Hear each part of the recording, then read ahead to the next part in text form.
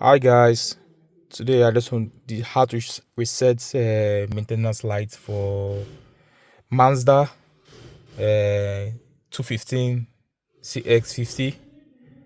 Yeah, so basically you just have to press this home button, and you can see. Then use this button to scroll. You can see I can scroll. Then you go down to application. Then you press this button in the application.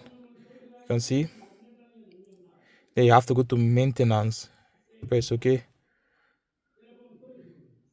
Then you see schedule maintenance,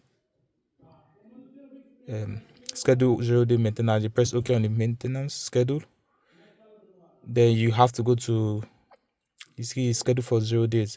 Then go to reset, press OK. Do you want to reset it? Yes, definitely you want to reset it. Yes, that's fine. That's done. You can see it has changed to 12 months and a new mileage. So all you have to do is just to switch it off. Yeah, nice, switch off. You guys switch off. After that, you just turn it back on. Put your pedal in the brake, then switch it back on.